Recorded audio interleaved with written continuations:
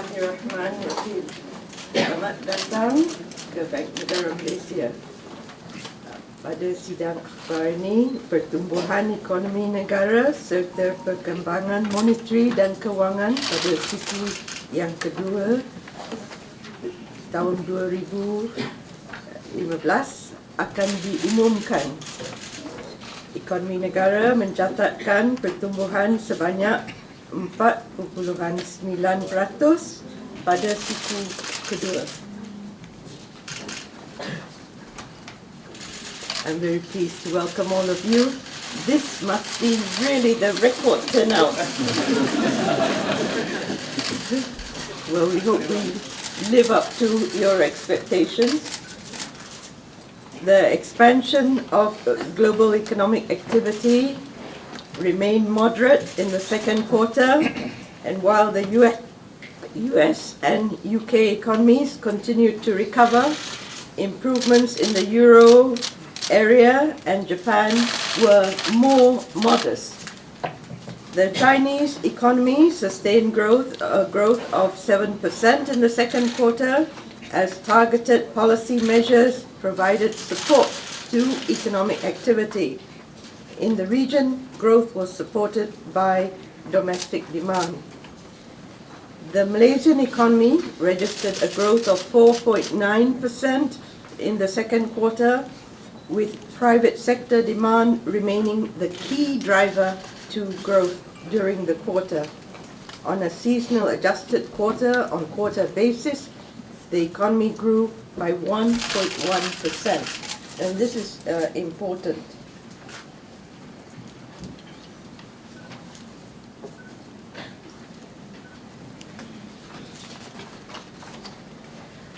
On the supply side, the major economic sectors continued to expand, but at a more moderate pace during the quarter.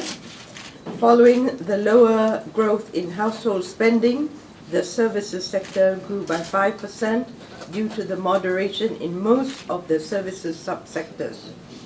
Meanwhile, the agriculture sector turned around to register a positive growth of 4.6%, amid higher production of palm oil. Can you stop the photo taking, please?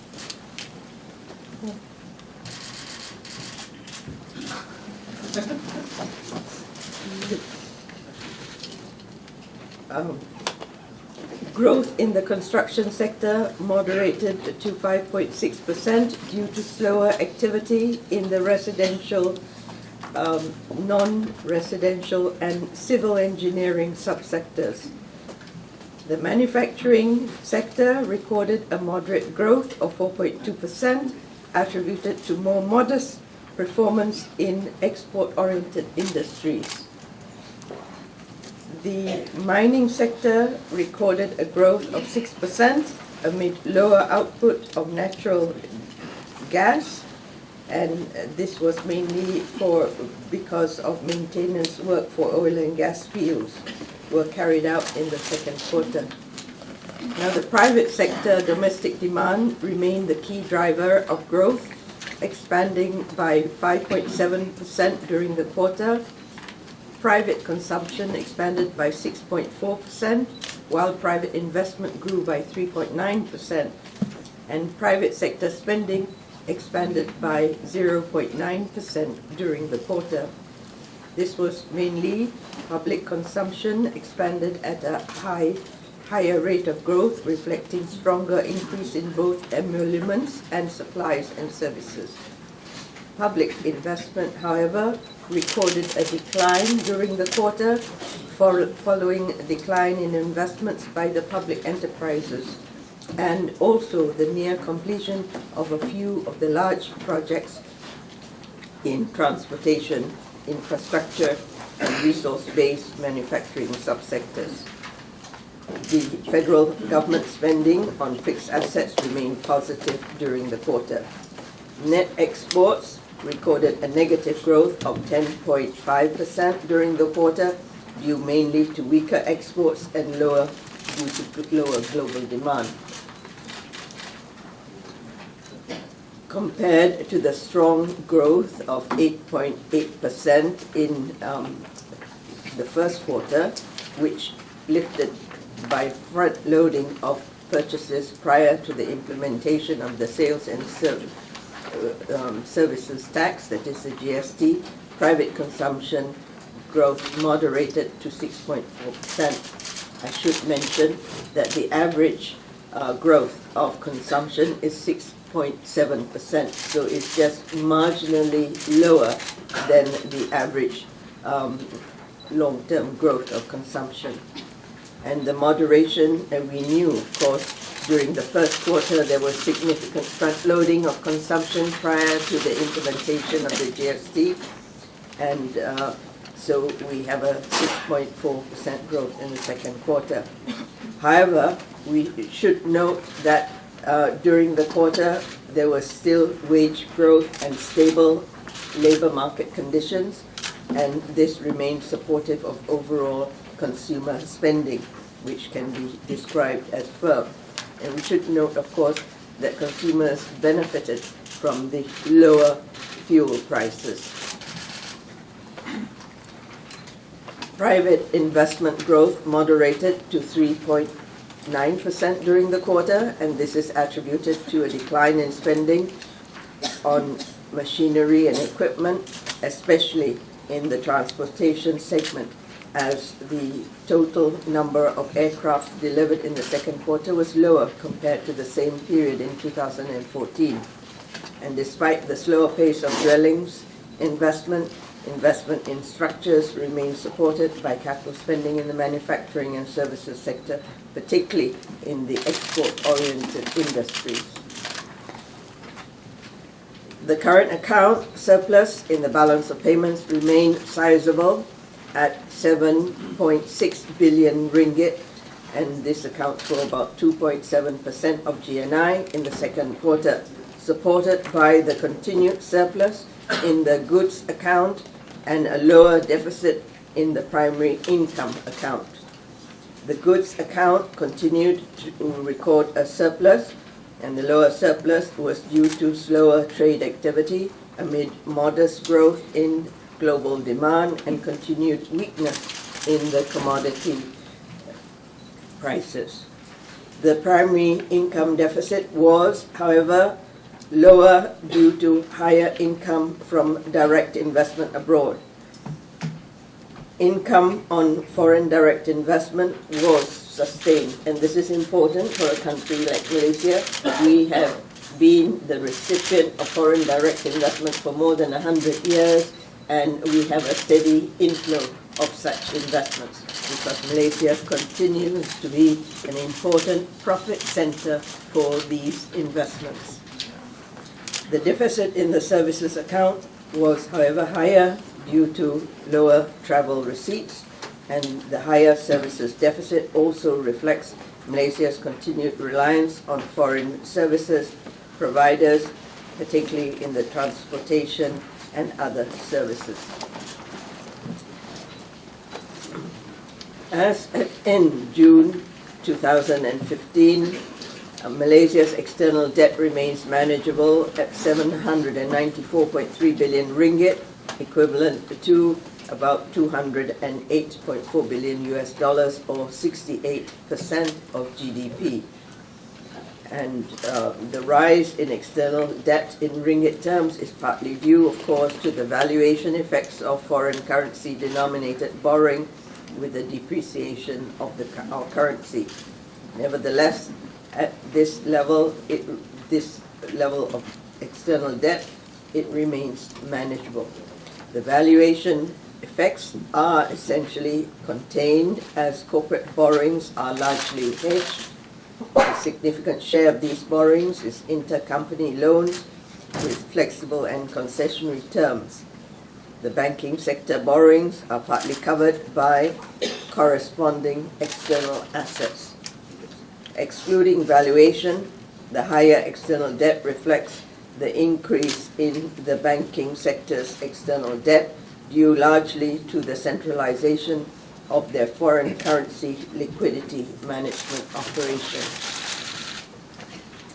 Malaysia's external debt is skewed towards medium and long-term tenures, with the short-term external debt amounting to 43% of total debt, and as at June 2015, short-term external debt stood at 340.7 billion ringgit.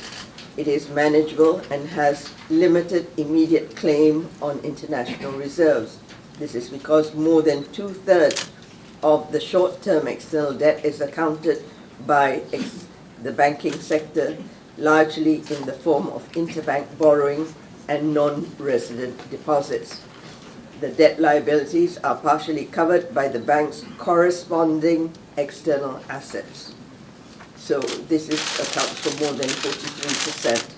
And the bulk of other short-term debt liabilities reflect trade-related and direct investment activities. These are trade credits and are largely backed by export earnings, and intercompany loans are generally, as I have mentioned, flexible to their companies and on concessionary terms.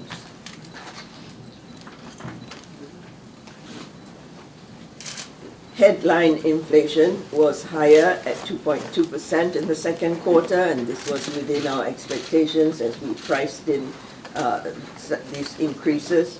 This was mainly due to the impact of the implementation of the goods and services tax, which replaced the sales and services tax. The price increases were broad-based, with all 12 categories of the CPI basket registering higher inflation in the second quarter. Meanwhile, core inflation remained stable.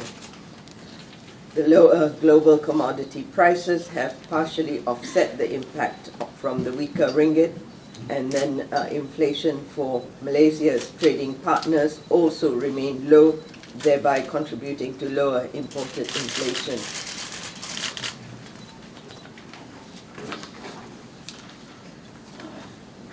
The Monetary Policy Committee maintained the OPR at 3.25 at its meeting on 9th of July. And the Malaysian economy is expected to remain on a steady growth path, with domestic demand remaining as the key driver to growth. Headline inflation is expected to be higher due to domestic cost adjustments before moderating towards the second half of 2016, and the underlying inflation is, however, expected to remain contained amid stable domestic demand conditions. The Monetary Policy Committee recognizes that there are heightened risks to global growth and financial conditions, and these risks are being carefully monitored to assess their implications on the macroeconomic stability and prospects of the Malaysian economy. At the current level of the OPR, the stance of monetary policy continues to remain accommodative and supportive of the economic activity. Turning to the currency markets, all major and regional currencies, including the ringgit, have depreciated against the US dollar since September of 2014. This is a reflection of the persistent US dollar strength, which has appreciated by 22% against its trading partners since July 2014. And this is largely due to expectations of the interest rate normalization by the Federal Reserve Bank amidst the steady recovery in the US economy. The ringgit, however, faced more significant adjustments due in part to the lower global crude oil prices and domestic specific factors. Since July 2014, global crude oil prices have declined about 55%. As a result, currencies of oil and commodity exporting countries, including the ringgit, have experienced larger adjustments. And if you look at the chart that we have presented, these adjustments of the ringgit are somewhere in the middle, with South Africa being 15.7% and Russia by 41%, and the ringgit 21.1% is somewhere in the middle, together with Australia and New Zealand. For businesses, there are segments which may face higher costs due to their high import content, but there are also businesses who benefit from the depreciation with higher export earnings. In terms of household spending, the impact of higher import costs is expected to be modest and partially offset by the lower domestic fuel prices. Lower global commodity prices and low domestic fuel prices also cushion inflationary pressures. The movement of the ringgit partly reflects its role as an adjustment mechanism for the economy in response to the lower commodity prices. We know that when we have external developments, three adjustments can take place: prices, domestic demand, and the exchange rate. And it's very important that all three adjust rather than over-reliance on one to adjust. And therefore, we have the effects of it dispersed throughout the economy. So Bank Negara Malaysia's role is to ensure the orderly functioning of the market to avoid disruptions to trade and business activities. And this is most important because we are a trading economy. Fluctuations in the level of the exchange rate and international reserves are expected outcomes in any managed float exchange rate regime. And the recent ringgit depreciation and decline in international reserves are expected during periods of capital outflows. During episodes of capital flow reversals, the ringgit exchange rate fluctuation functions as a shock absorber. And this is important. Exchange rate adjustments are part of the shock absorber. The principal role of building reserves as a buffer is such that it would be unwound to deal with the over-adjustment and overshooting of the exchange rate. This is, of course, what we don't want to see, overshooting take place. During previous periods of capital outflows, we have seen reserves fall by a more significant magnitude than what we are seeing now. During the global financial crisis, when deleveraging was taking place, Malaysia's reserves fell to $87.7 billion before rising again to $136.3 billion in August of 2011. Therefore, we will set about again to rebuild our reserves. Currently, the level of international reserves remains ample to facilitate international transactions to take place without any disruption. Despite the capital outflows and depreciation in the ringgit, conditions in the domestic markets have remained orderly, and the bulk of the recent outflows have largely been driven by the non-residents' unwinding of the Bank Negara monetary notes. This is the BNN. Outflows through this instrument have ensured that the domestic financial markets are not significantly impacted. And this can be seen from the liquidity conditions both in the bond and equity market. In the bond market, the liquidity remains stable, as reflected by the monthly average trading in the government bond market, which remains above the 7-year average, of 50 billion ringgit. Sustained demand from investors has also resulted in the bond yields to remain broadly on a declining trend. And between January to June this year, the 5-year MGS bond yield declined only by 17 basis points compared to the 5-year regional bond yields, which increased by 29 to 87 basis points. Despite the volatility in the equity market has increased, trading activities in the market remains above historical average amid continued support from domestic institutional investors. And net financing through the banking system and the PDS market expanded at a stable rate of 8.3% as at end June. And the growth of outstanding banking system loans remained relatively stable. In particular, the growth of outstanding loans to SMEs continued to be strong, growing at 17.2% as at end June. And the loans disbursed by the banking system to SMEs was also higher at 63.8 billion ringgit. And this is important because SMEs are an important sector in our economy. And the increase in funds raised in the capital market during the quarter, together with sustained loan disbursements, continued to provide support to economic activity.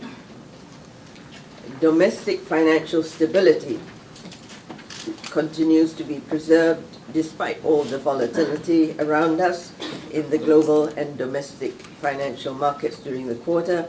Malaysian financial institutions remain sound and well capitalized with strong liquidity buffers, and this has supported favorable funding conditions for businesses and households.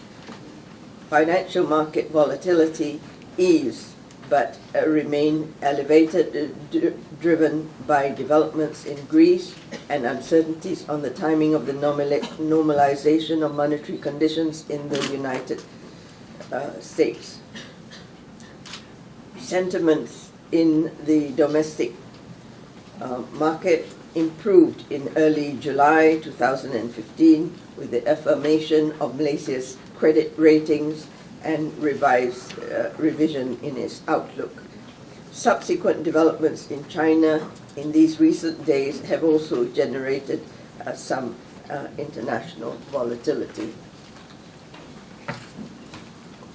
The annual expansion of household debt sustained its moderating trend over 2 consecutive years now to 8.3%. And as you know, all the questions revolved around our domestic household debt prior to that, and we had implemented many macroprudential measures, and we are seeing the outcome of these measures now over the 2 consecutive years, and the trend at 8.3% is a more sustainable trend.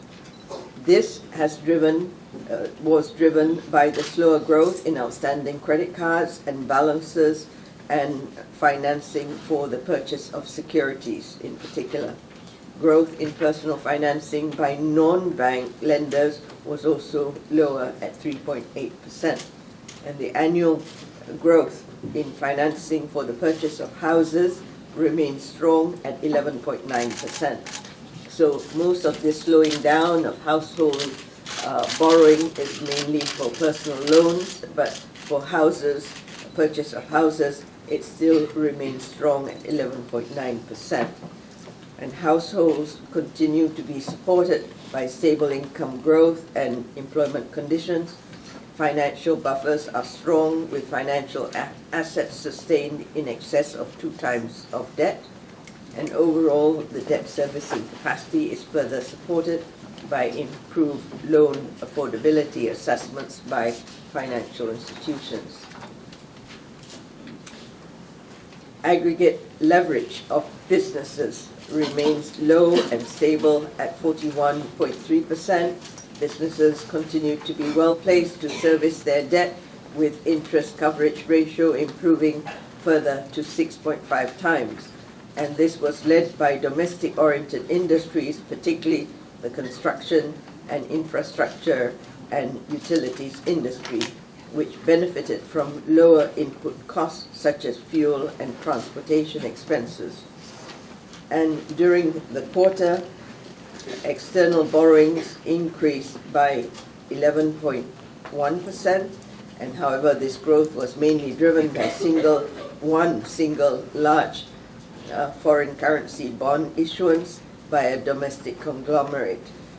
And excluding this one issuance, external debt remained at much slower rate, increase at a much slower rate of 3% in the first quarter. On aggregate, developments in commodity prices and the ringgit exchange rates continue to have limited impact on the debt servicing capacity of most Malaysian businesses. Turning now to the banking sector. The banking sector's external exposure continued to expand during the quarter in line with their regional operations and trade activities.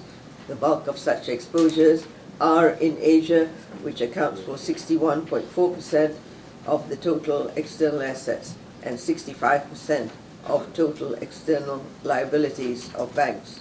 And during the first quarter, external assets of banks grew at a much faster pace relative to external liabilities, and this resulted in lower net external liability position of 110 billion ringgit as at end first quarter 2015. External liabilities are driven by deposit placements, custodian-related activities, and capital funds from parent entities. And the banking sector operations continue to be domestically funded in the form of ringgit deposits. And there's no reliance on external funds. So most of our bank's activities are based on their funding from deposits, that is, domestic deposits. The banking institution also have limited exposure to the current challenging economic and financial conditions in Greece. During the quarter, the total exposure to Europe accounts for only 9.5% of total external assets and 4% of total external liabilities, with the bulk of the total exposure mainly being from the EU 3 countries, that is UK, Germany, and France.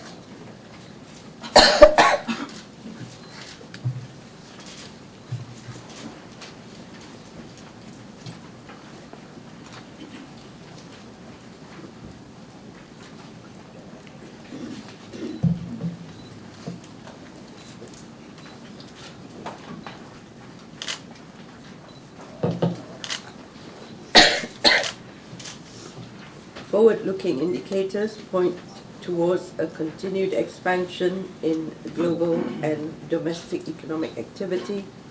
Global manufacturing production is weaker, but indicators remain expansionary, indicating continued growth.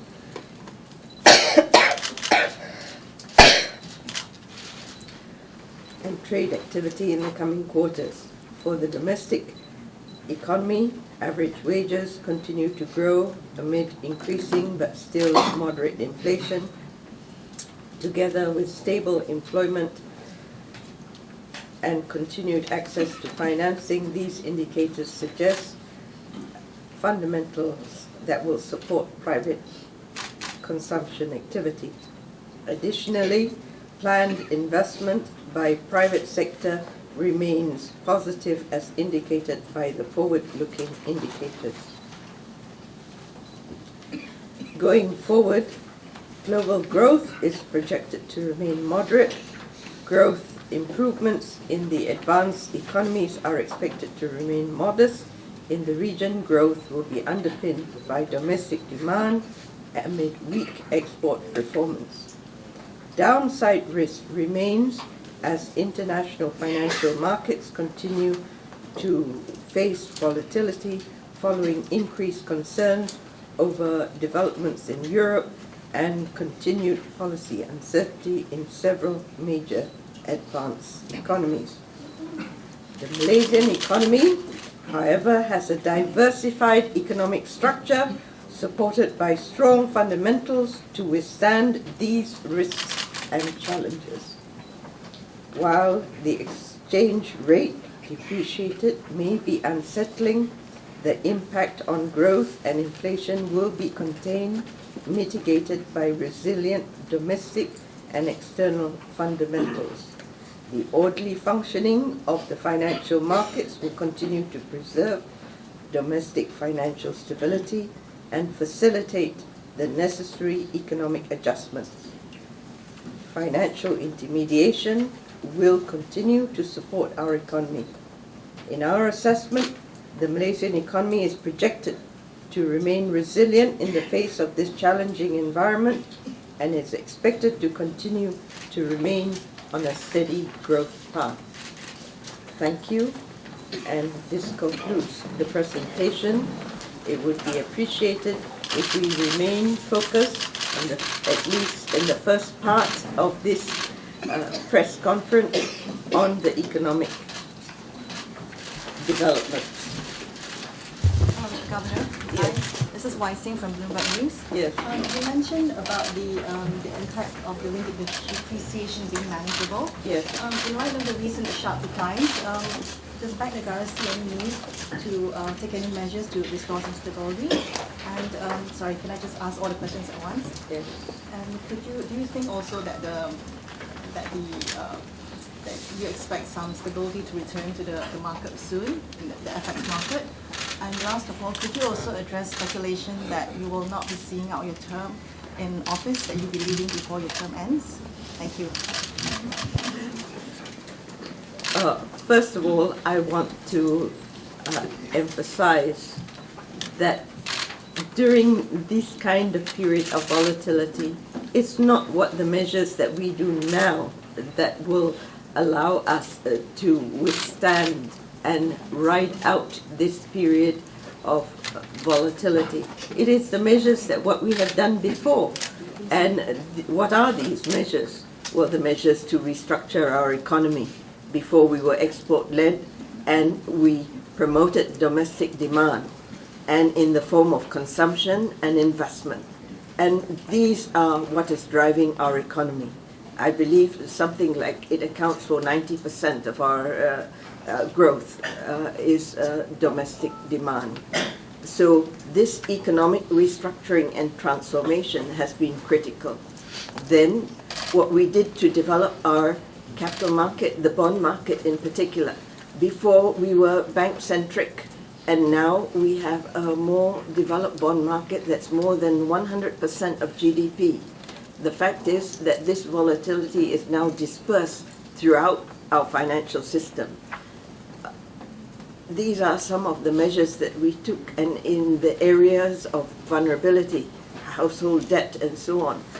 These are the areas that we addressed well before this volatility is taking place. And this volatility is beyond our control. For example, the drop in commodity prices.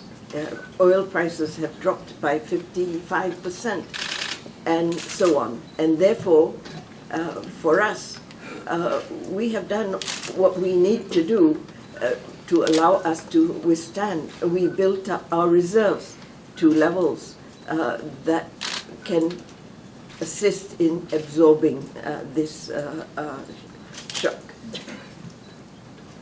Your second question was on?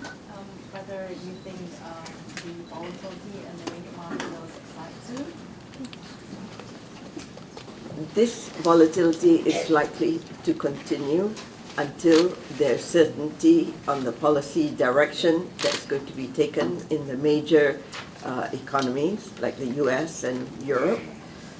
And once the normalization takes place, just like once tapering, before it happened, there was this volatility. But once the tapering actually commenced, the markets stabilize. And we believe that once the normalization actually takes place, financial markets will stabilize.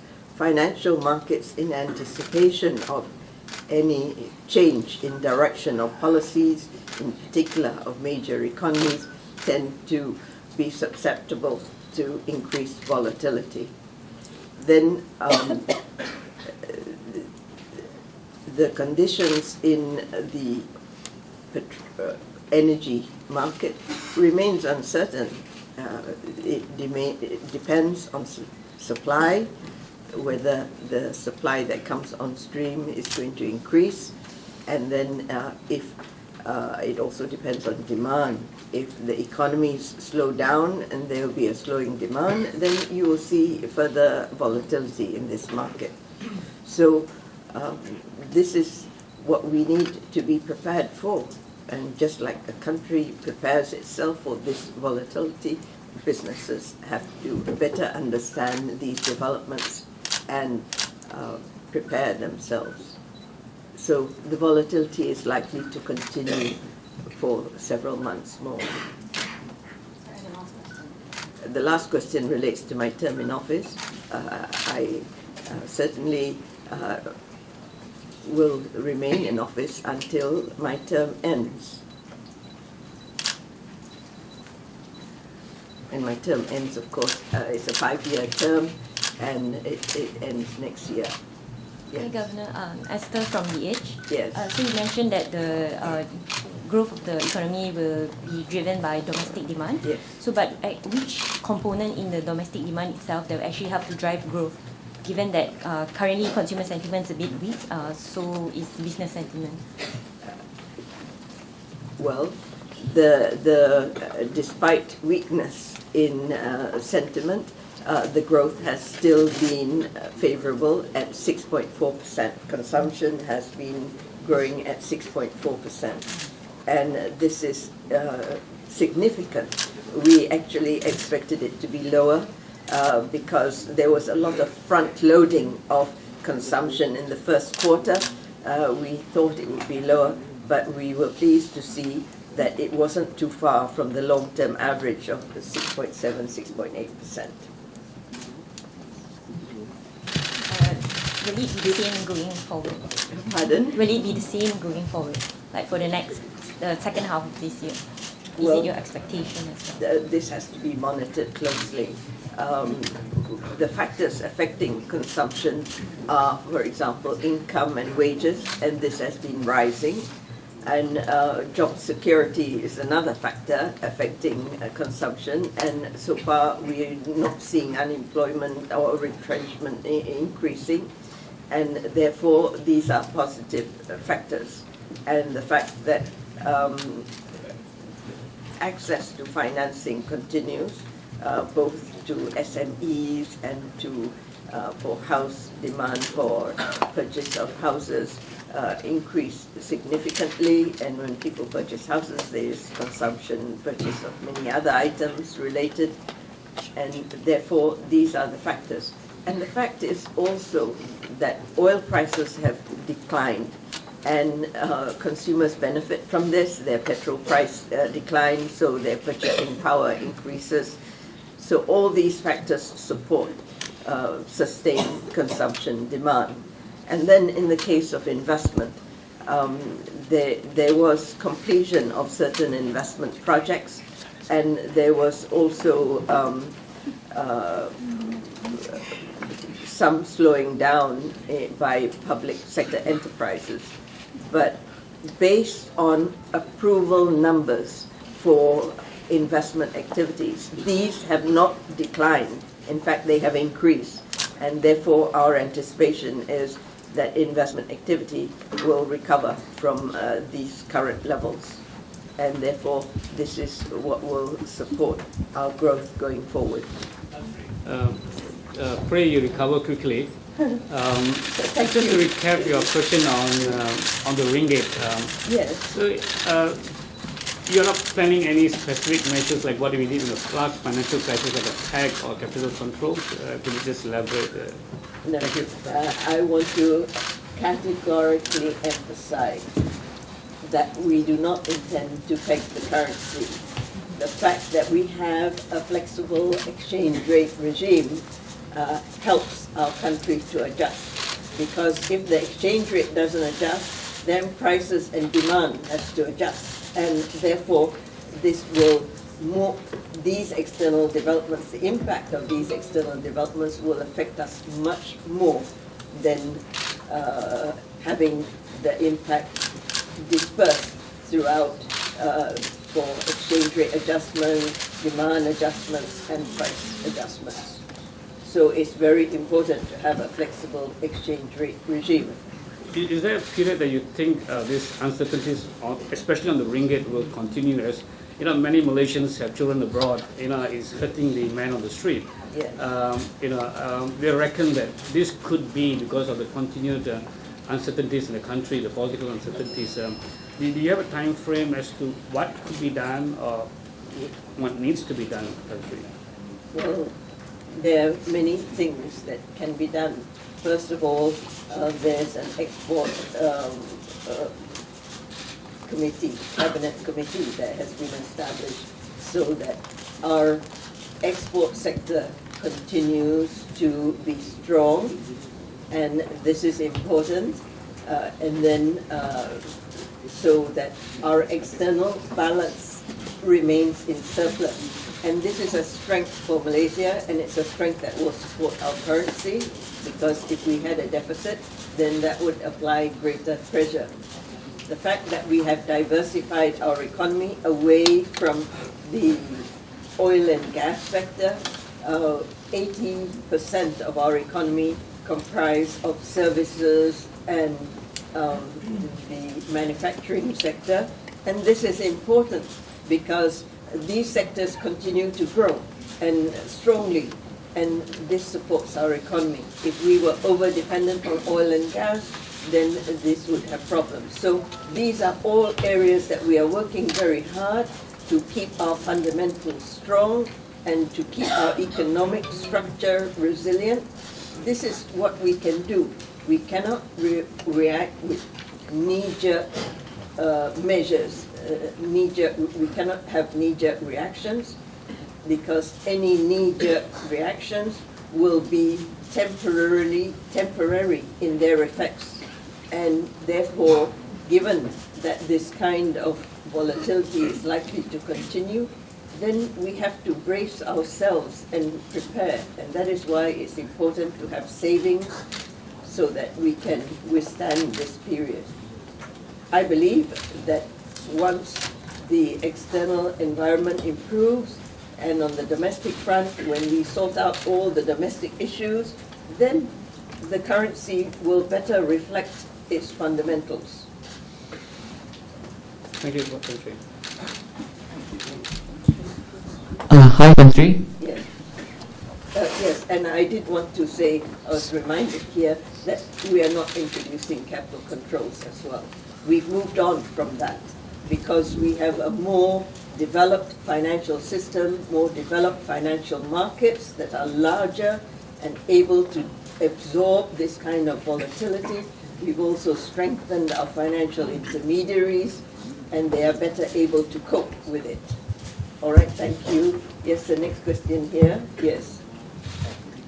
Country. From BFM 89.9, you mentioned several times domestic issues that we need to sort out. Could you specify what these are and what sort of time frame you give yourself to do this, and basically how urgent? Yeah, I understand your question very well. I'd like to I'd like to focus on the economic and financial development first, and then we'll come back to your question. Yes. Country. My name is Alex. I'm a. Where are you? All right. Yes. Where are you? Where's Alex? Here. Hi. Yes. All right. Hi, Country. My name is Alex. I'm from Malaysian Reserve.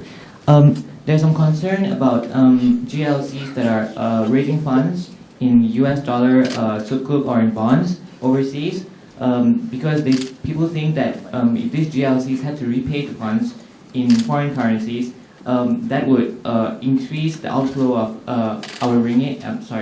And put further pressure on our currency. So, such as, for example, Tenaga Nasional, which is planning 2.7 billion US dollars this year, So our question is, have you ever considered some sort of financial controls to at least prevent this sort of raising of foreign funds overseas, at least for 3 months during this volatile period? Thanks. There's an expectation that these large corporations have the ability to make the assessment. They need to consider those, of course, that have foreign income or foreign assets. Then, of course, this is a natural hedge for them. And Malaysia has liberalized its environment to allow for hedging of unlimited amount and unlimited time frame. So these are all considerations that our foreign, our multinationals and our GLCs and other corporations take into account when they enter into such foreign debt. And therefore, we believe that they make these assessments. So sometimes they require raising of foreign funds because they have expenditure in foreign currency, investments or other purchases of equipment and so on that they may need, and therefore they require this foreign currency. But they have to manage their foreign exchange exposures, is the advice that is given.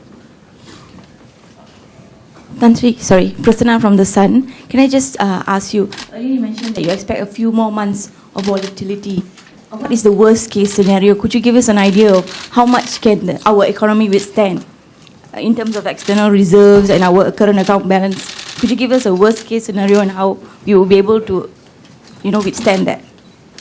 Well, let me just say that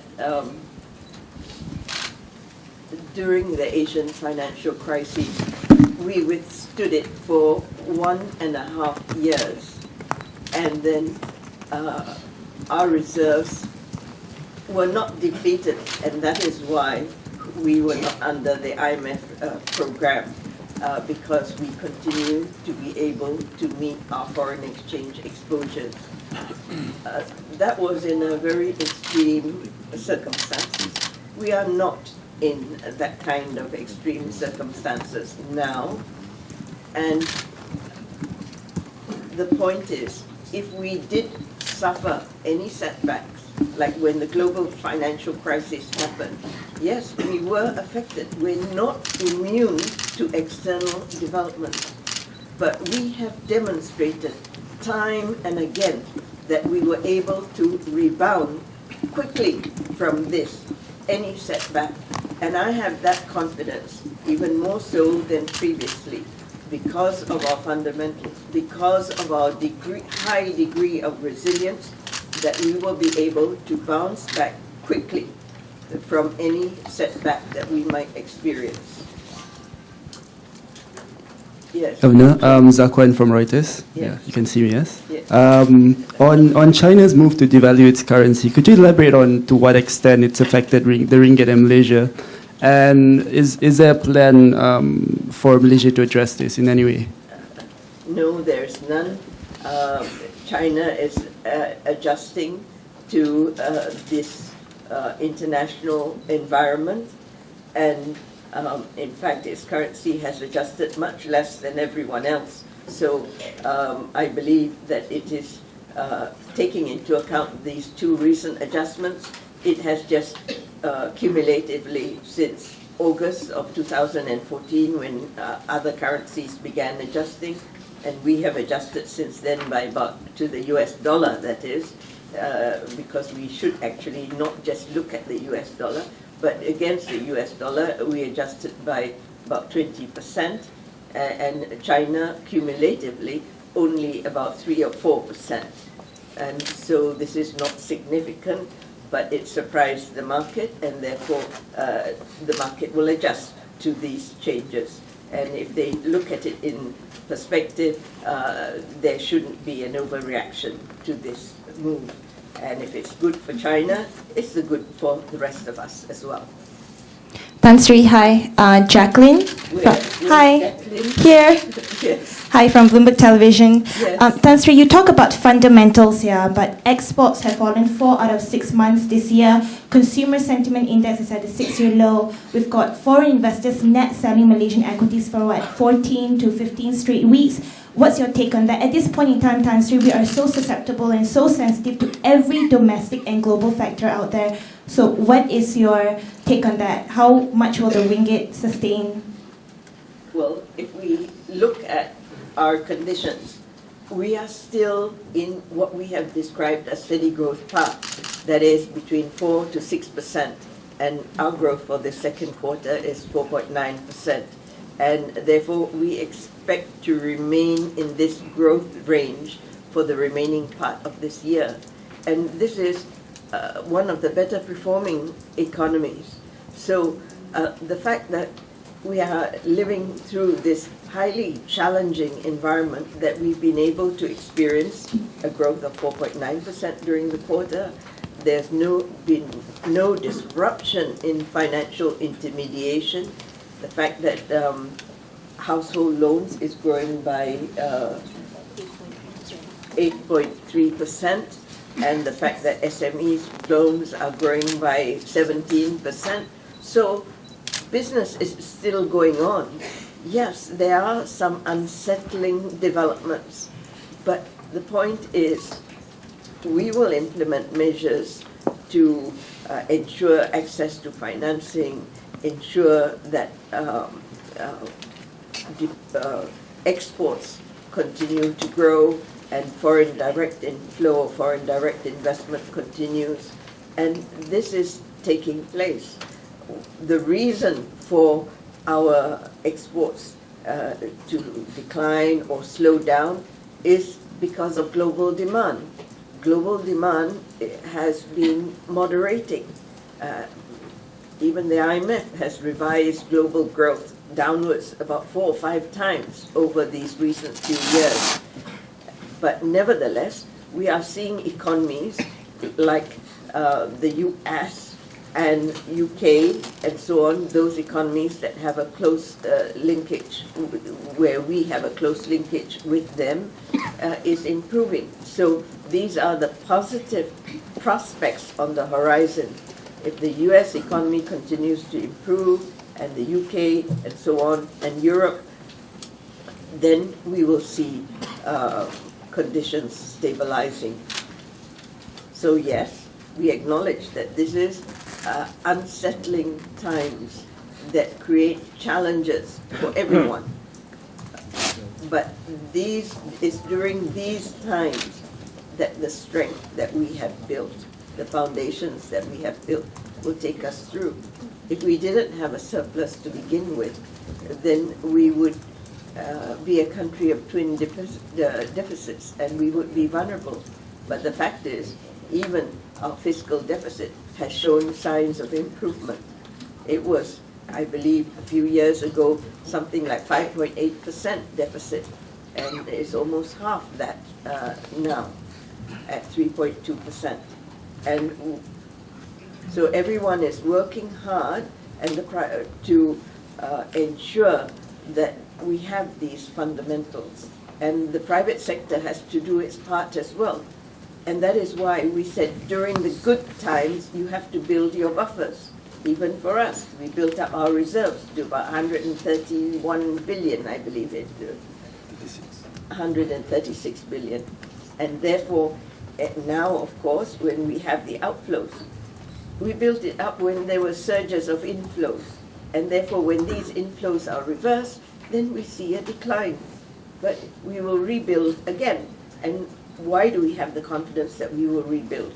Well, for one, given that we will have a surplus in our current account, but secondly, because we are a profit center.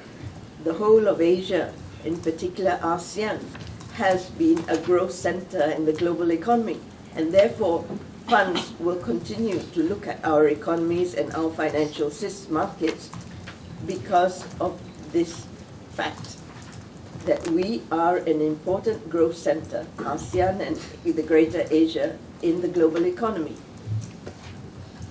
therefore it is unlikely that we will not be on the radar screen of investors. Hello, Tan Sri. Okay, who is that? Over here, Tan Sri.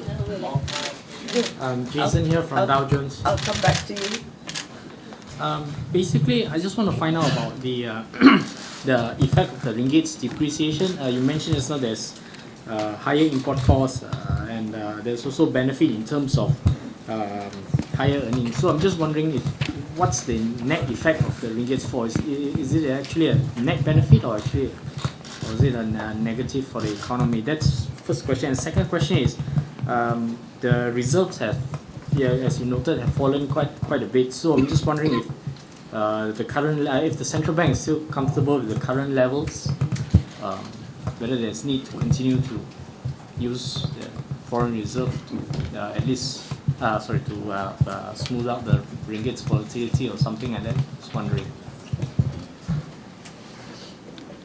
This net effect is still being monitored very closely because there are positive and negative effects, and we need to see not only the first round effects but the second and third round effects.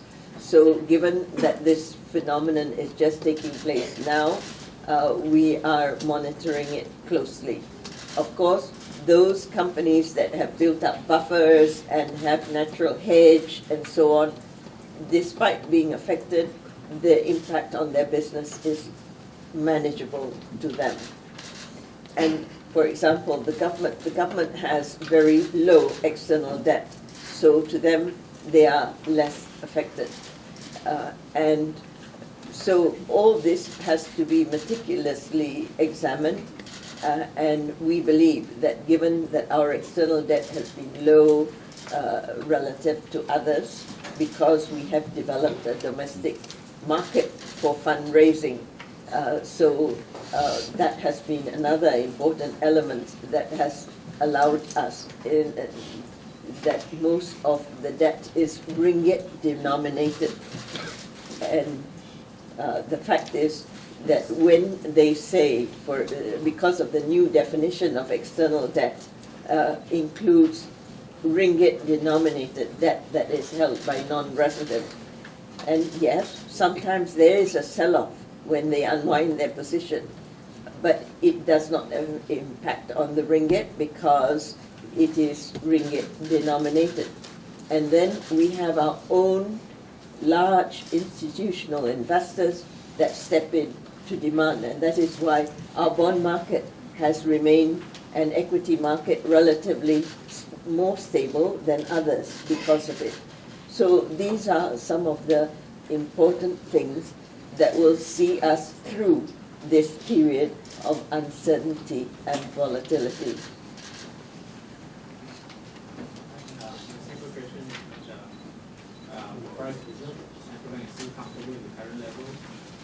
Yes, very much so.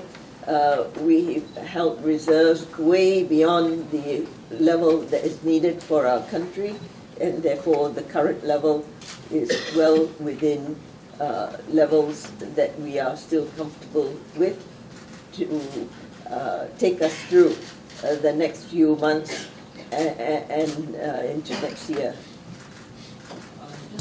Just one question for me on the GDP. You mentioned just now you will remain in the I just did want to add to that, that the fact that we have a surplus on our current account, the fact that we continue to have a steady inflow of foreign direct investment is also supporting that. If it was not the case, then it would be more challenging. But the fact that it is not. All right, your next question. Sorry, you mentioned just now the economy to remain in growth range of 4 to 6%. Did I catch that correctly? 4 to 6%? We said that long time ago. Okay. That was our definition because people asked us, what do you mean when you say that you're on a steady growth path? So we said between 4 to 6% is being on a steady growth path. Thank you. Yes. Sri? No, there was one question there. Actually, yeah, morning. Shanmugam from Star. Yes. The the trading of MGS papers has spiked up quite a bit, and the yields also have gone up, indicating that there's more selling. Question one is, do you expect the yields to rise further, considering that there is a possibility of the US rate hike next month? And question two is, what is the percentage, latest percentage figures or in absolute amount that foreigners holding these local papers? Thank you. Right. As you know that most of the unwinding was in the Bank Negara bills, and of course this doesn't affect directly the bond market. Secondly, on the non-resident holding of MGS is about 40%. But the point is, every time there's a sell-off by these non-residents, the likes of our own pension funds and investment corporations and the insurance industry, which is now much larger, step in to buy. And as a result, the trend actually of the yields has been declining. But has it increased? Yes. I think the increase is, if you look at the volatility of the MGS, it's not that volatile compared to the other markets. And one should expect the MGS to be repriced, simply because the market expects that the US will normalize the interest rate. If the MGS yields doesn't increase, then it should be a worry, because there must be something wrong with the pricing mechanism. So far, the pricing mechanism has worked very well. Tan Sri, Jagdev here from the Star. I just want to know, what is your estimate on the short-term impact of a persistent depreciation of the ringgit on the economy and also in businesses? And the second part of the question is there a shortage of US dollars in the system? There is no shortage of US dollars in the system. And the market continues to function. There's been no disruption in any of our financial markets, and liquidity remains ample, and the price mechanism in these markets continue to function efficiently. So in terms of the impact on the financial markets, in any destabilizing and disruptive manner has not occurred. Show currency notes the currency notes itself. Yes, there's currency notes also available in stock, so there's no shortage. Hi, Tan Sri. Tan Sri. There's one question in front here. Yes. Hi, this is live from Oriental Daily. Tan Sri, just from Oriental Daily. Tan Sri, just now you have said your contract is until next year, right? Yes. So, were you willing to stay in the office if being asked if there is an extension of your contract? Were you willing to stay? Thank you. Right now, I have said that I plan to write a book upon my retirement. I would have been in office for 16 years. I've already done most of what I wanted to do. And one of the things is, I believe that Bank Negara is a solid institution, and therefore it will go on and rise to greater heights. Yes. Yes, that's correct. And I would have completed 16 years in office. And also 35 years of service to Bank Negara and to the country. Tan Sri, this is Liu from Singchu Daily here. All right, all right, yes. Tan Sri, I know you want the question focused on economics, but I got one question related to 1MDB. Tan Sri, can we take that question later? Let me ask, is there any more economic Yes. financial, yes. Yes, Medical Officer Cindy from Um, PH. yes. Can you comment specifically on the worries surrounding the 1.1 time short-term external debt cover? They've cited this as those who cited this on capital controls. They say it's unlikely, but they don't totally Yes, rule it out. highly because- unlikely. Yeah, highly unlikely. Yet these people still say that they don't rule it out because of the current volatility in the entire market globally. Well, truly. And therefore, it is not only Malaysia that is affected. It's not Correct. unique to the ringgit. Everyone around the world is affected by these developments. So why should we have such extreme measures when we're not in an extreme situation? What would you call an extreme situation in today's? Because there's a lot of worry, and they think.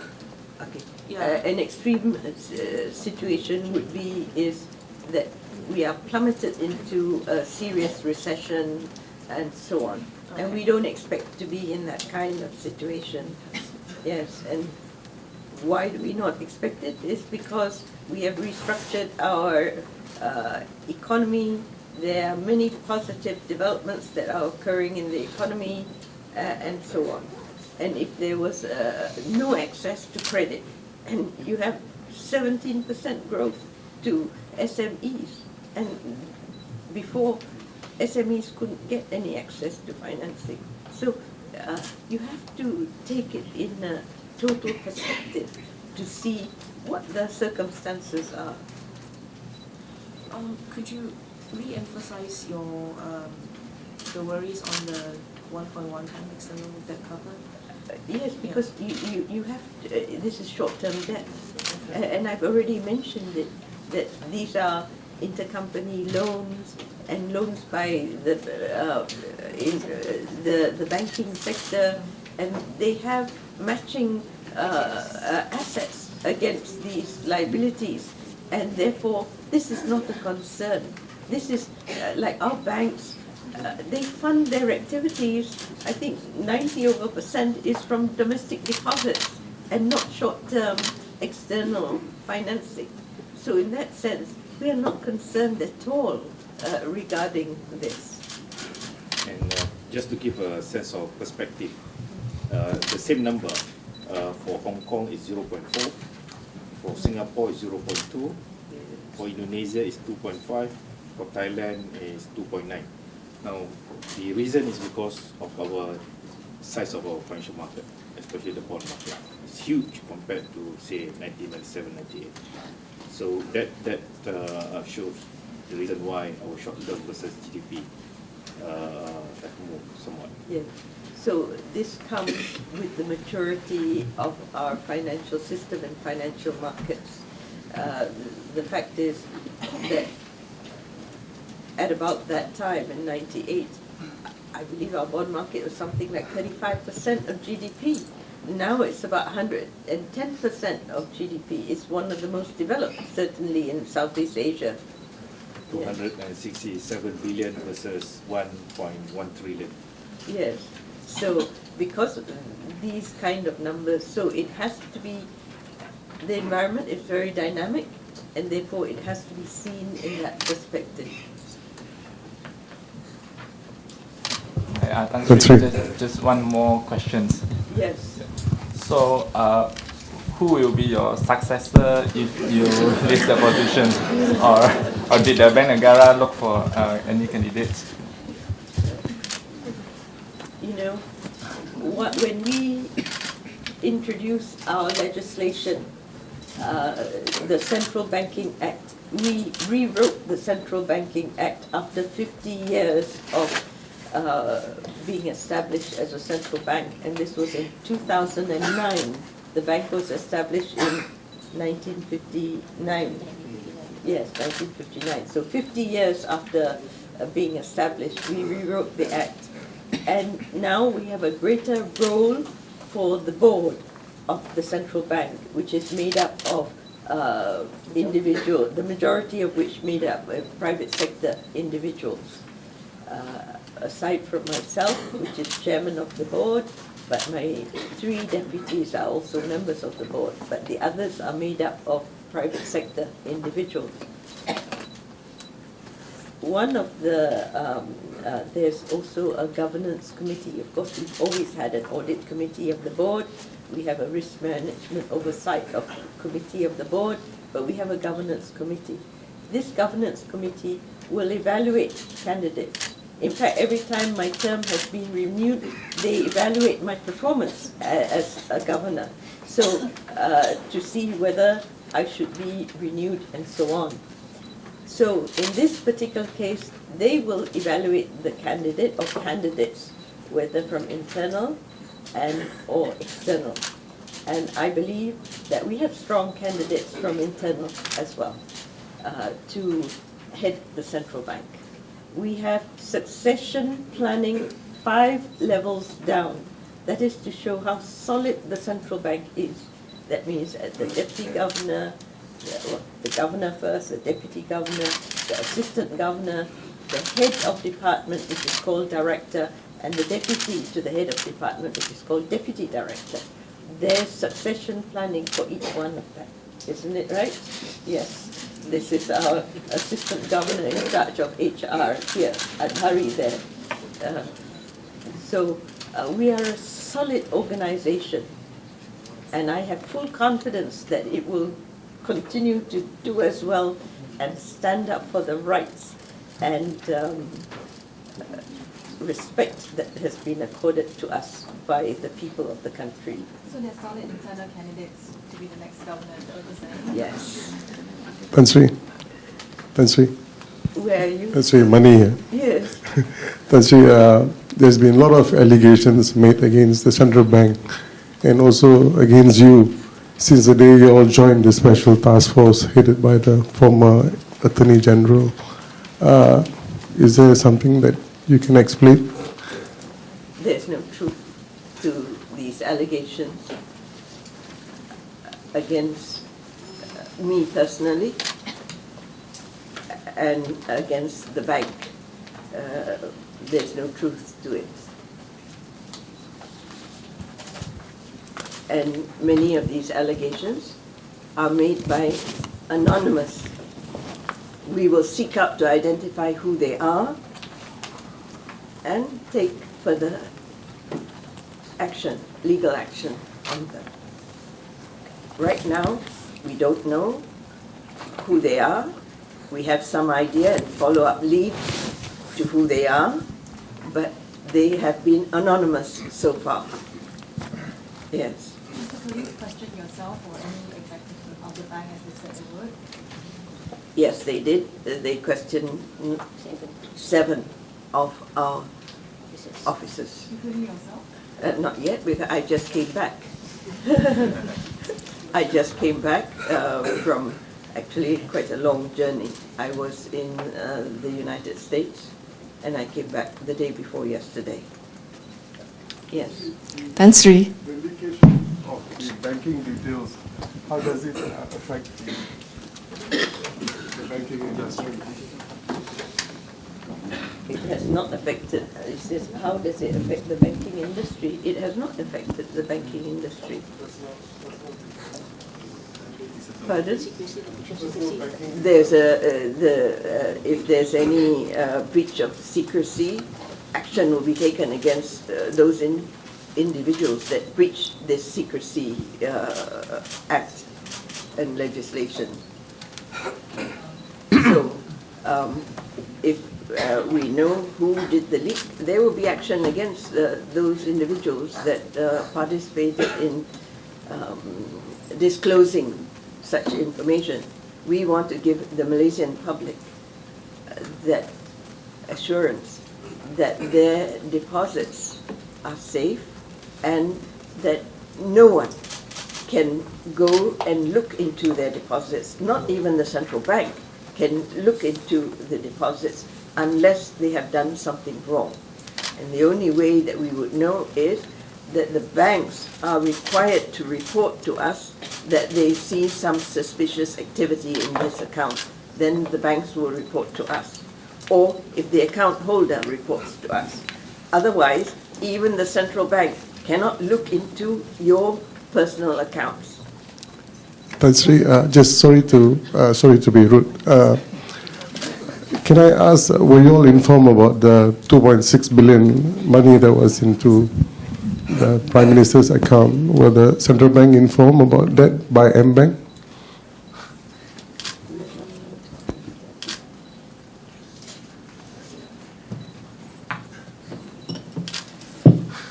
I have to be very careful what I say, that it has to be within the legal, it has to be within the confines of the law.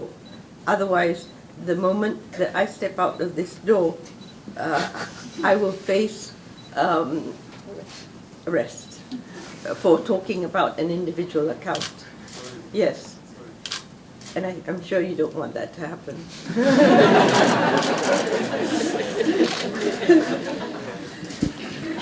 That's Sri. Just let me read out what I can say. Without getting into details,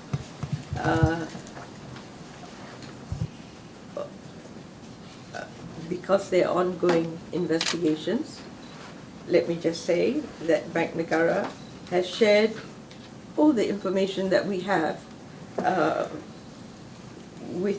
relating to any accounts with the relevant enforcement authority, because we are not the enforcement authority for any of those wrongdoings. And therefore, we share the information with other enforcement agencies. So while I cannot share it with you, because you're not an enforcement authority, Bank Negara has already shared all this information that is provided to us, whether it's provided by our local banks or our counterparts in other countries all over the world, then these enforcement authorities have that information. Hello, Tan Sri. Jason here from Dow Jones again. Since the special task force has been effectively disbanded, I'm just wondering if the central bank could provide an update on the investigation on, since the central bank is investigating it, so can you provide us an update? Yes, the bank has actually completed its investigation related to transactions by the 1MDB. That is the question that was asked just now. And of course, our investigation we already issued out a statement of what our investigation was related to. It was related to all those areas that are under the purview of the central bank and under our legislation.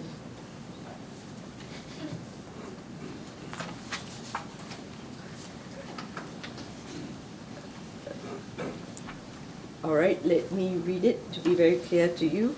The central bank has completed its investigations which are related to transactions by 1MDB that are subject to Bank Negara's approval under our legislation. And the bank has submitted its investigation papers to the Attorney General with the recommendations for the appropriate enforcement action. And I want to reiterate again that the bank is prohibited by law from publicly discussing any details of its investigations.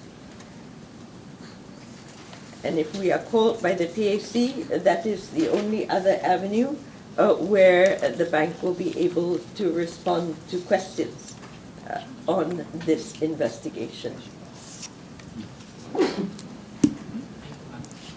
Thanks, Sri. Pauline from Business Times, Singapore.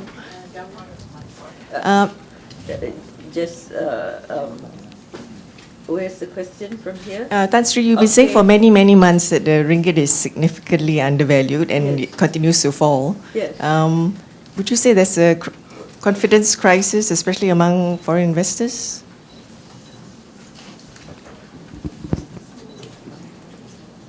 If we look at all the other currencies happening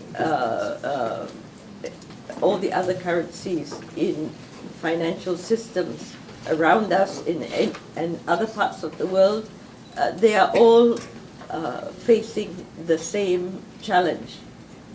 For us, it may have been more because we have domestic issues that has generated uncertainty. And there's effort on several quarters to reduce this uncertainty. So once this uncertainty is removed or reduced, then I believe that we will be very similar to others. But the fact that we have internationally the prospect of normalization of interest rates in the United States and uncertainty of when that will happen, and we have oil prices coming off, doesn't make the impact of this depreciation unique to Malaysia. But certainly on our part, every effort needs to be done to bring a solution, a resolution to the issues that are confronting us on the domestic front. All right, the gentleman at the back there. There was a gentleman. Hi, Tan Sri. Yes. Yeah, it was me just now. Yeah. Alex again.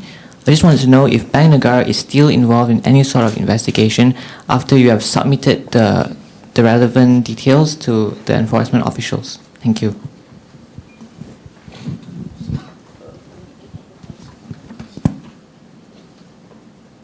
Yes, of course, we look at the areas that are under our purview, and the areas that are under our purview relates to the financial institutions' compliance to our rules and regulations and to our laws. And therefore, our investigations will be confined to the areas that are under our purview. And of course, we give full cooperation to the other enforcement agencies insofar as we have information that relates to the overall investigation. Yeah. All right. When you say domestic front issues, are you referring to the low oil prices, commodity prices?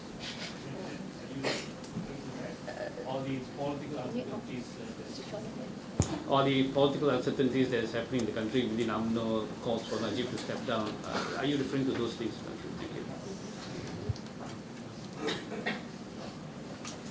The commodity prices and oil prices is a global phenomenon and it's beyond our control. What we can have control on those, the impact of those developments is the diversification of our economy, the diversification of sources of revenue for the government, and so on. And those are the actions that we have already taken. It's not what we can do now, but what we have done previously to put us in a better position to manage that kind of challenge. When I'm referring to, I'm not referring to political developments because I believe that there's a political process to resolve that, and that is something that the central bank stays totally out of because we have, that is not our role. Our role is to deliver to the Malaysian people stable and sustainable growth for our economy and a solid financial system, which I believe that we are delivering and will continue to deliver. But what I'm referring to is if there's any highly leveraged entity and uncertainty associated with what is going to happen to it, that is something that can be resolved and should be resolved quickly so that it doesn't generate uncertainty. Sorry, Tan Sri, I'm afraid I'm going to have to ask you to clarify a little. When you mentioned that you have submitted the investigation papers to the Attorney General, are you referring to the previous Attorney General or the current Attorney General? And have you had any communications with the new, current one? The current one. To the current one? Yes. Okay, thank you. Tan Sri, at the back, Eileen from Associated Press. Tan Sri, can I just clarify again, when exactly did you complete your investigation and when were the papers submitted? And you mentioned just now that you're not the enforcement agency on any of these wrongdoings. So can you confirm that your investigation has showed that there were wrongdoings by certain parties? And although you can't give us details, but can you at least just highlight some your general findings? Thank you. Our investigations were completed this week, and the papers were submitted this week. Is this, sorry, is this investigation papers on the money transfer to Prime Minister Najib? No, no. This is on 1MDB. Because we issued a statement earlier in May, was it? In June, that we had already initiated a formal investigations. There were informal investigations prior to that. And therefore, that investigation has been completed. Are you also having a separate probe on the alleged money transfer into Prime Minister Najib's accounts as political donations? That is not under our purview. That is, there are other enforcement agencies. Is under the purview of other enforcement agencies. You see, relating to 1MDB, we have already highlighted that we gave them approvals to make investments. And we clearly stated the very specific areas of that investigation. And we are accountable for the approvals that we gave to them for their investment activities and their, yes, essentially their international investment activities. So that investigation is now completed, and I'm not at liberty to discuss the details of that investigation. Tan Sri, it's Lukman here from Berita Harian. I would like to go back with the questions put forward by the BFM reporters. You mentioned about the domestic issues that has been influencing our market sentiments. Could you name a few which domestic issues you are talking about, and to what degree from 1 to 100 it actually influenced the market sentiments, and which actually took the limelight of all the sentiments? I mean, for example, the 1MDB one. So, thank you.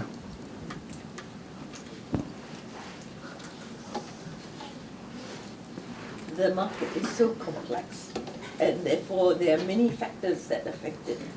And whenever there is uncertainty, that means uncertainty, people don't know what the outcome will be. Like we don't know, for example, when the US is going to commence raising rates. We don't know that. That affects the international financial markets. It's acknowledged. If you switch on your television set and show Bloomberg and CNBC and any news wire, they will continually discuss this every day about this uncertainty, and it generates volatility. Now, you know when there's uncertainty in the domestic front, and I don't need to enumerate what is generating uncertainty. And everyone is highlighting that if you have a highly leveraged entity, that creates some uncertainty.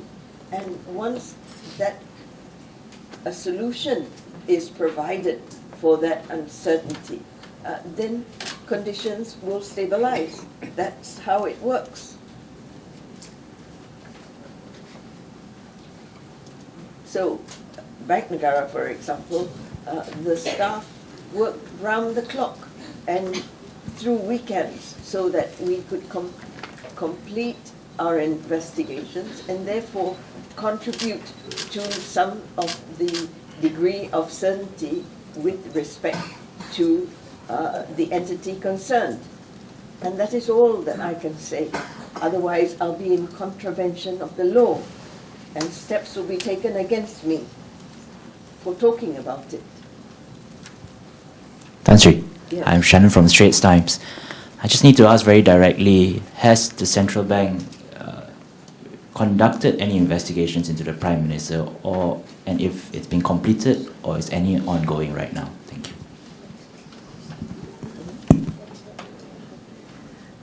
Right. All I can say is this is not under our purview. Actions that relate to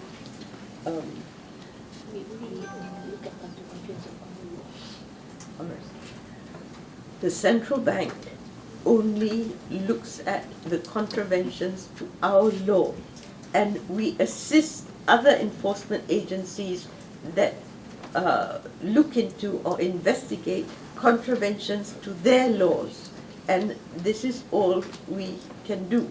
We cannot take actions against any individual or any business in areas that our law doesn't give us powers to do so.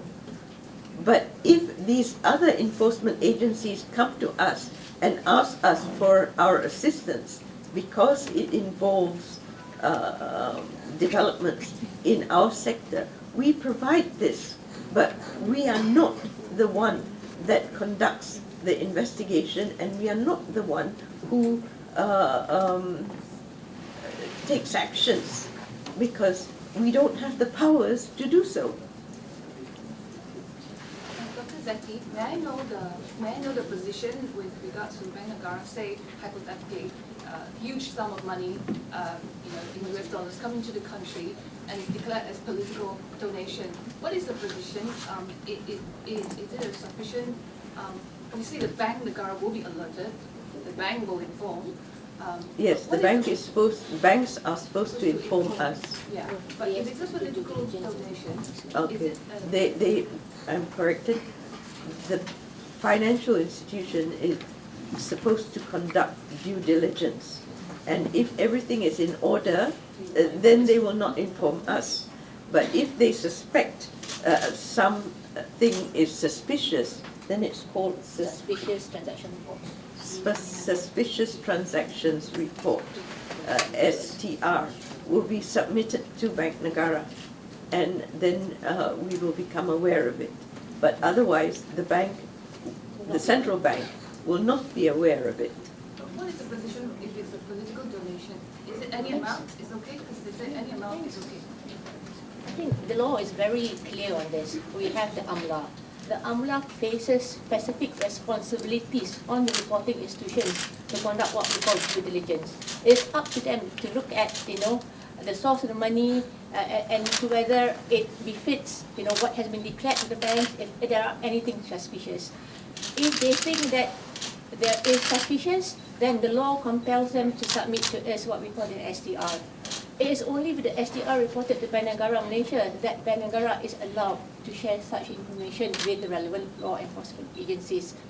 Bank Negara has no access to the conduct of specific accounts. The law, even like what the Governor has said, prohibits Bank Negara to inquire specifically into an account, a specific account. So we are only in the know if such reports are submitted to us. And the responsibility is placed on the reporting institutions. It is not Bank Negara's job because we do not have access to the kind of information that is needed to conduct that due diligence. Tan Sri, yes. The market concerns on your health. Yeah, here. Oh, Tan Sri, the market concern on your healthy condition recently. Yeah, so do you have anything to say?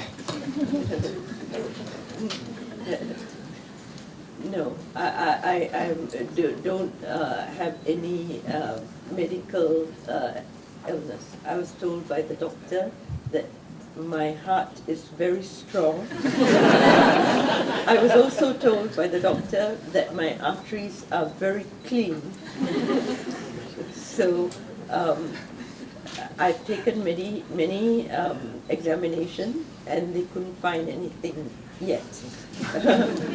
All I have is before I traveled to the US for a pre-scheduled meeting that was taking place, and that I already had a cough, and therefore long distance travel wasn't entirely very good for that.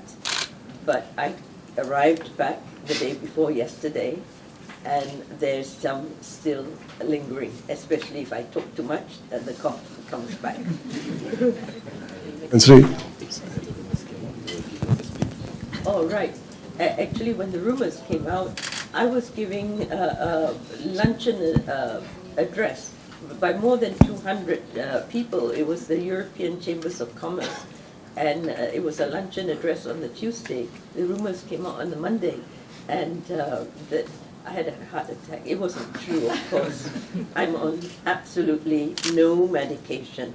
I've never taken any medication, and I wish that I remembered to take the multivitamins, which I always forget to take. Okay, great to hear that. And Sri. Yes. There's the money here. Here. Here. That's it. Yes.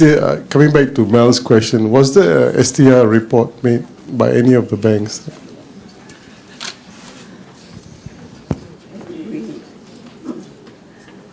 We are investigating on the compliance of the financial institutions to this requirement, and that is all that I can say at the moment.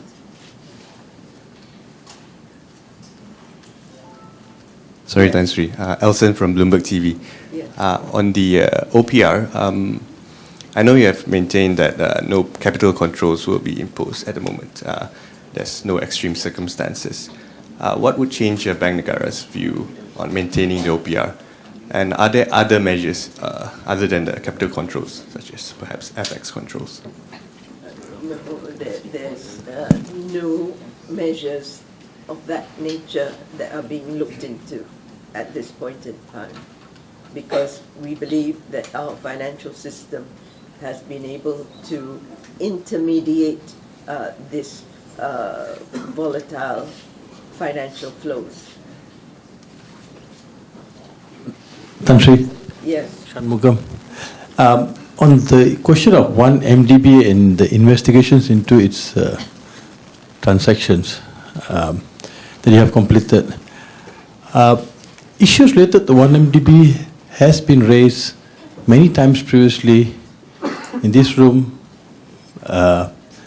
and I'm just quite curious. This investigation started somewhere in May, but the No. Well before that. It was what we called an informal investigation, that we monitored them, we engaged with them for a few years actually, and we wrote reports on it and submitted reports on them. Yes, because you see, we have, as you may know a lot about our Monetary Policy Committee, because we issue out a statement after every meeting.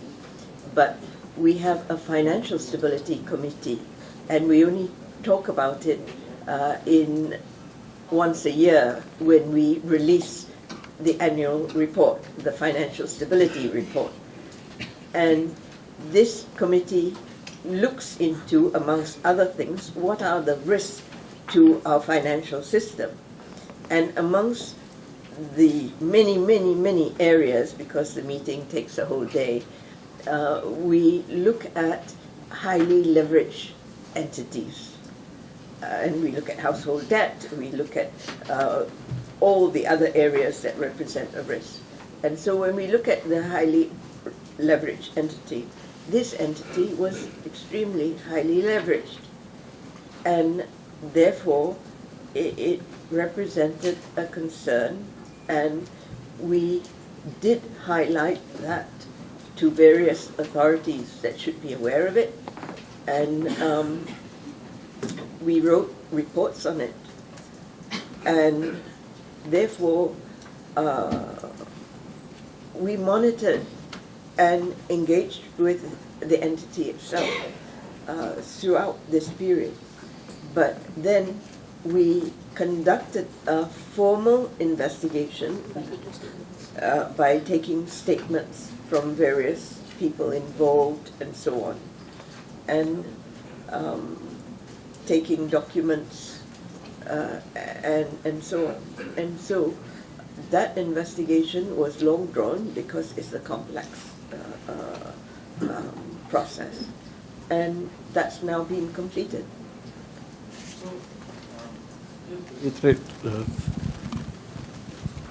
Sorry, Tan Sri, just to be very clear, I mean, the central bank had highlighted the risk related to this entity a couple of years already to the relevant persons or authorities, correct? Yes. Concerns related to leverage. Keith from BFM again. Just to put things into a bit of perspective for us, how prevalent are these STRs? That should it raise a concern among investors? No, it should not raise a concern, because every financial system has it. And this STR doesn't just come from our local institutions, it comes from institutions from other parts of the world. They give it to their authority, and their authority give it to us if it involves a Malaysian.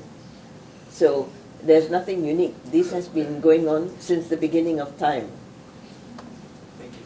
Yes.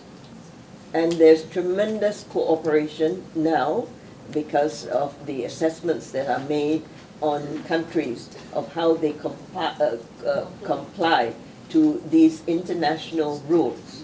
And therefore, everyone is assessed by their level of compliance to these international rules and regulations. And therefore, countries, if they receive information from their financial institutions, they should immediately inform the countries concerned if it involves individuals or businesses of their country. Would you say that there's an increased prevalence now with terrorism, being so widespread? There is an international body that is called the Financial Action Task Force that sets these international standards which the countries would have to comply with. And if you look into the website, you would see that this is something internationally that has gained momentum in recent years, ever since the global financial crisis, looking at how countries should ensure that the financial systems are not abused by criminals and things like that. So there is, like what Governor has said, the international standards themselves have been strengthened considerably lately, and there's a more rigor in assessing the country's compliance, and as such, the level of cooperation between countries now have also strengthened, because everyone would aspire to meet these international standards, because countries that do not meet these international standards can be blacklisted. And once you are blacklisted, your banks will not have access to the international financial system. So the implications for not complying with international standards are very, very, can be very extensive to a country. Thank you. All right. All right, two final questions. In front here. Tan Sri, you mentioned earlier that 7 of your officers were questioned. Is that correct? Questioned or investigated? Can we know by which enforcement agency and on what was the subject of the questioning? And also, are you aware at all if any enforcement agency is waiting to question you? Have they tried and made an appointment with you?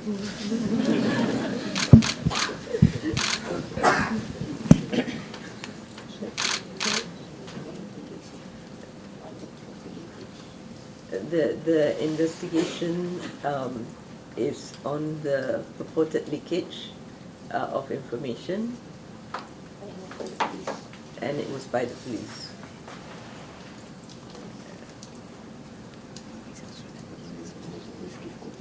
Yes, and Bank Negara would always give cooperation to the other law enforcement agencies. All right, final question here. Tan Sri, there's already speculation that outside that you might retire after the end of this tenure. Is that the message that you are sending out? And if so, when exactly is the end of your tenure? And the other question is on the special task force. It was disbanded before the report was the report. Bank Negara submitted its report. Is there some discrepancy here, or No, was the investigations completed after, or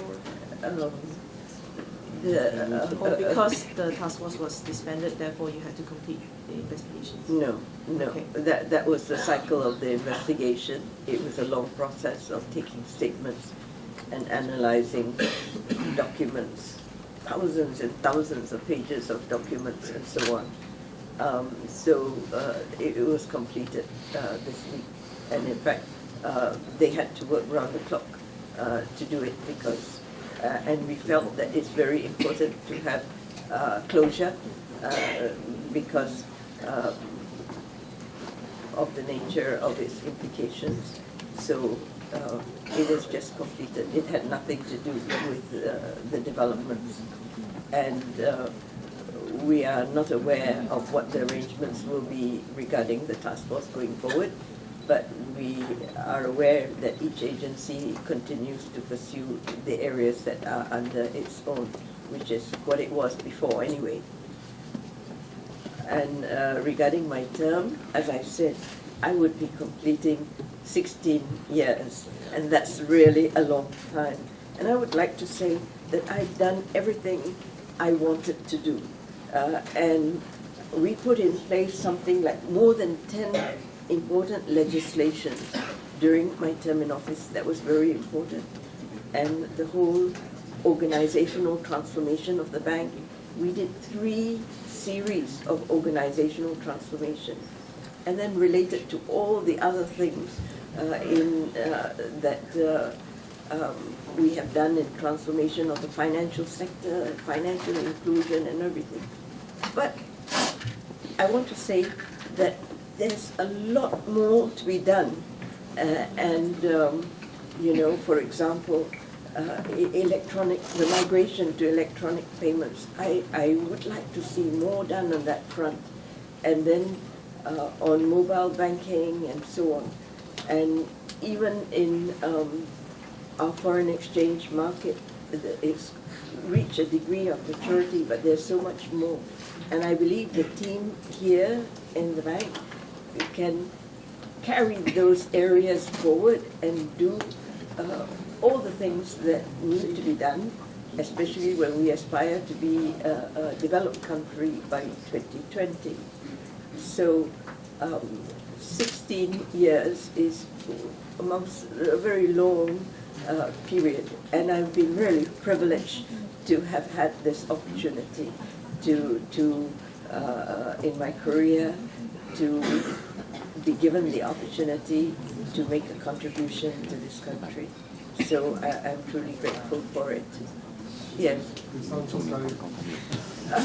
Of course, answering questions from you.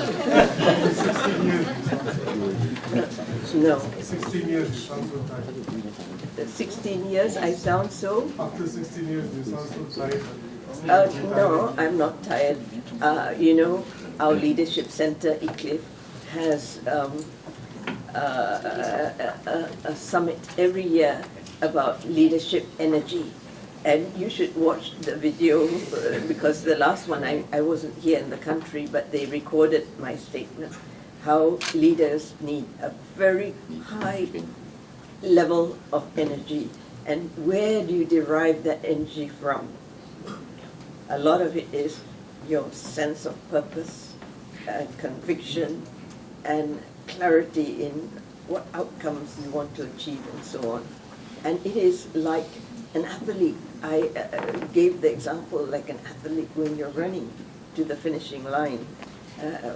Where do you derive that determination and so on?